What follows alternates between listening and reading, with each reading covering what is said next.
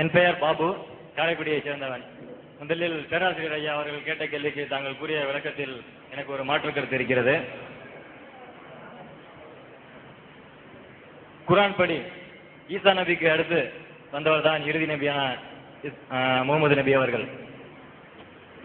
அந்த ஈசா நபி காலத்திற்கு முன்பே நம் நாட்டில் ஆரியப்பட்டர், பாஸ்கரர், வராகமிகிரர்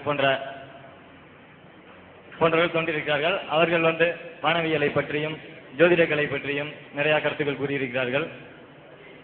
நபிகளுக்கு முன்னாடி இவர்களுக்கு எப்படி இது தெரிய வந்தது? எனது கேள்வி, நீங்கள் ஏற்கனவே ஒரு நிகழ்ச்சியில் முன்பே கூறியிருக்கிறீர்கள், இந்த உலகம் ஒரு பரீட்சை மேடை மாதிரி. குர்ஆனில் ஒரு வசனம், நிச்சயம் அல்லாஹ் உங்களை சூழ்ந்தறிந்தவனாக இருக்கின்றான் என்று கூறியிருக்கிறீர்கள். எல்லா காலமும் தெரியுது, அல்லாஹ்வுக்கு தெரியுது அப்படின்னு சொன்னா ஏன் இந்த வேலை? இது அவருக்கு ஒரு விளையாட்டு மாதிரியா?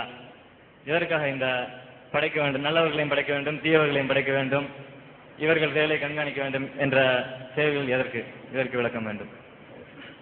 அதாவது நபிகள் நாயகத்துக்கு முன்னாடியே எத்தனையோ விஞ்ஞானிகள்லாம் தோன்றி எத்தனையோ அறிவியல் உண்மை எல்லாம் சொல்லி இருக்கிறாங்க. இவர் குர்ஆன்ல சொன்னது மட்டும் ஒரு ஆச்சரியமானது இல்லை அப்படிங்கிற ஒரு அடிப்படையில் முதல் ஆட்சேபனை இவர் கிளப்புறாரு. சொல்லியிருக்கிறாங்க, சொன்னது எல்லாம் சரின்னு உங்களால் சொல்ல முடியாது, சொல்லியிருக்கிறாங்க. அதுதான் சரின்னு அதுக்கு பின்னாடி எவ்வளோ மாற்றம் வந்திருக்கு. அவங்க செஞ்ச கண்டுபிடிப்புகளில் நிறைய விஷயங்கள் மாற்றப்பட்டிருக்குது.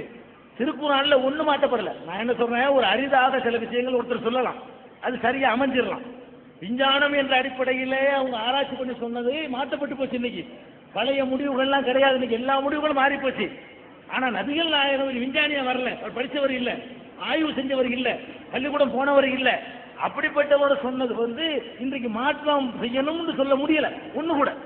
அப்படித்தான் நான் சொல்றதை தவிர ஒன்னு ரெண்டு சரியா இருக்கிற அடிப்படையில் நான் சொல்லவே இல்லை.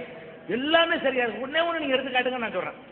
ஆனா பழைய காலத்துல நீங்க விஞ்ஞானிகள் சொன்னாங்களே அவ்வளவும் சரி உங்களால சொல்ல முடியாது. அது ஒவ்வொருத்தரும் ஒரு குறிப்பிட்ட துறையை தான் பேசியிருப்பாங்க. இவர் எல்லா துறைகளையும் சொல்லியிருக்கிறாரு, எல்லாம் கரெக்டா இருக்குது, ஒண்ணு கூட தப்பல, ஒண்ணு கூட இன்னைக்கு இது பொருந்தலன்னு சொல்ல முடியல. அப்படி அடிப்படையில் நான் அதை சொன்னேன். கேள்விக்கு வருவோம். என்ன கேட்கிறாருன்னா, எல்லாம் தெரிஞ்சவர் கடவுள், எவர் நான் விளையாட்டு பண்றாரா? பாதி பேர் நல்லவன் கெட்டவன், எல்லாத்தையும் நல்லவன் ஆக்கிட்டு போயிட வேண்டியதானே, எல்லாத்தையும் கெட்டவன் ஆக்கி என்ன விளையாட்டுன்னு கேட்கிறாரு. இது ஒரு நல்ல கேள்வி. அதாவது ஒருத்தருக்கு நம்ம பரிசு கொடுக்கறதா இருந்தா அவரை சோதிச்சு பார்த்து அவர் வெற்றி பெற்று அதுக்கு பிறகு அதை கொடுத்தா தான் அவருக்கு ஒரு பெரிய மரியாதையா இருக்கும். ஒருத்தர் வர்றாருன்னு வைங்களேன், 50 ரூபாயை கொடுக்குறீங்க, பெருசா அவர் தெரியாது, ஒரு சின்ன ஒரு பரிசை வச்சு அதுல ஜெயிச்சதுக்கு 5 ரூபாய் கொடுங்களேன், அதை காட்டிட்டு தெரியும் ஜெயிச்சுட்டான். மனிதனுடைய சைக்காலஜியா என்ன நினைக்கிறான்னு கேட்டா, அவன் செய்த சாதனைக்கு என்னமாவது கிடைக்கணுமா, அதைத்தான் அவன் பெருசா எடுக்குவான். 100 ரூபாய் கையில கொடுங்களேன், அது பெருசா போய் 4 பேர்த்த பாராட்ட மாட்டான். 100 ரூபாய் கொடுத்தாருன்னு தெரியாம வாங்கி வச்சுட்டு போயிடுவான்.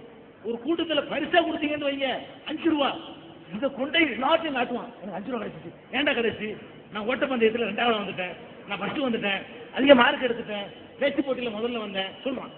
அப்ப எல்லா மனிதர்களுமே தன்னுடைய உழைப்புக்கு ஏதாவது கிடைப்பதைத்தான் விரும்புறான். மனிதனுடைய சைக்காலஜி என்ன இருக்குன்னு கேட்டா, நாம் பட்ட பாட்டுக்கு எனக்கு கூலி கிடைக்கணும், அதான் ஆசைப்படுறான். பிச்சையை கிடைக்கிறது அவ்வளவு விருப்பம் கிடையாது. அதனாலதான் கடவுள் என்ன பண்றாருன்னு கேட்டா, மனித குலத்துக்கு சில டெஸ்ட வைக்க அவருக்கு முடியும். நினைச்சா எல்லாரையும் ஒரே மாதிரி ஆக்கியிருக்க முடியும்.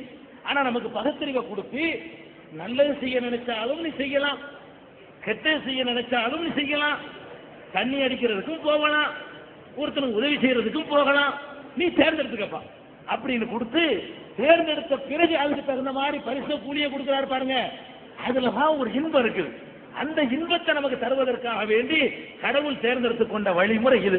இன்னும் சொல்ல போனா, கடவுள் என்று நம்ம ஒருத்தரை ஏற்றுக்கொண்ட பிறகு அவரை மிஞ்சி யாரும் கேள்வி கேட்க கூடாது என்ற அளவுல அவரை நம்பிய பிறகு அவருடைய செயல்களை விமர்சிக்க முடியாது. நம்ம எப்படி கடவுள்னு சொல்றோம், சூப்பர் பவர்ங்கிறோம், அவரை மிஞ்சி யாரும் இல்லைங்கிறோம், நம்மளை கேட்டுக்கிட்டு அவர் நடக்க வேண்டிய அவசியம் இல்லைங்கிறோம். ஒரு முதலமைச்சர் இருக்காரு, அவருக்கு போய் நம்ம ஐடியா சொன்னோம்னா நீ சொல்லி நாங்க என்னமாங்கிறாரு இவர் சொல்றாரு.